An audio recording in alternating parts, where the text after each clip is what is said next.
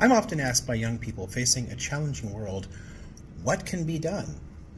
We have a political system in disarray and failing. We have an economy leaving more and more of us behind and poverty growing. We have continued systemic and pervasive prejudice.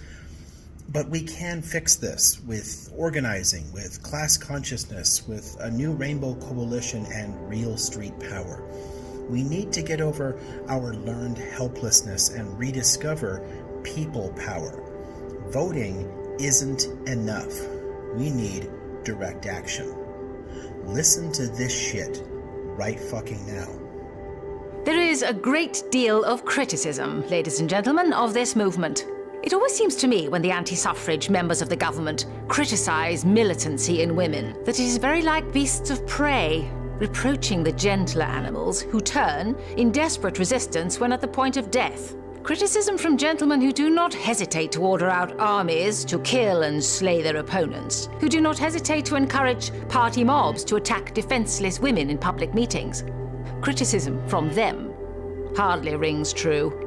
Then I get letters from people who tell me they are ardent suffragists, but who say they do not like the recent developments in the militant movement and implore me to urge the members not to be reckless with human life.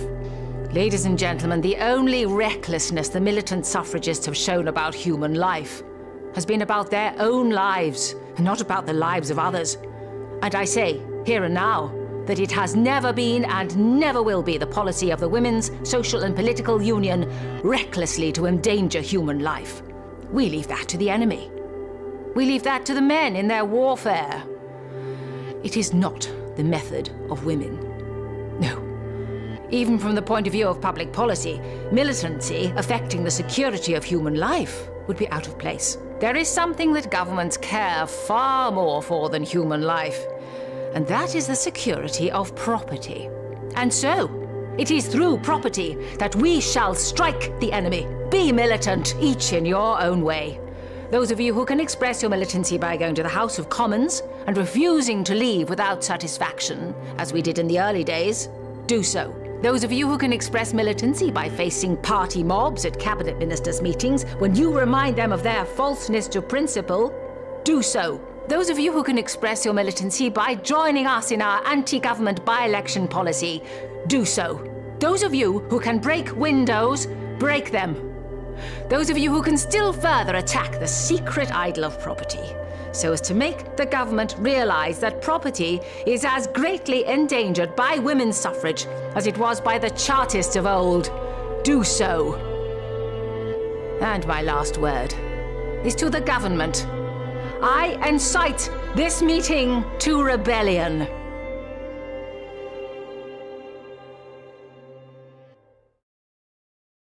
Do you see why this occurs to me now? I come out of the pacifist school. I don't have a problem with self-defense, even violent, but I prefer not to initiate violence to further my own agenda. But attacking property is different from attacking people. If you need to burn shit down every now and then, do it. I mean, how many of the rights that we take for granted were gained in this way? Think of the unions of the 19th century. They're willing to torch factories and tear up train tracks. We have forgotten our own power. It is not solely through the political process that our rights have been advanced. The politicians will never meet our demands for justice unless they're forced to do so. And the way to do that is to put pressure on them. And you can put pressure on them by affecting their owners. If you hit the moneyed interests, the corporations, by pulling your money out of banks, by shutting down businesses with general strikes, by choking infrastructure with our bodies, sitting on the freeway, the politicians will be forced to listen to us because their owners will make them listen to us. Polite petitions, social media posts, authorized protests, they'll never work for any really serious issue. We have to be militant, and history is a great teacher in that.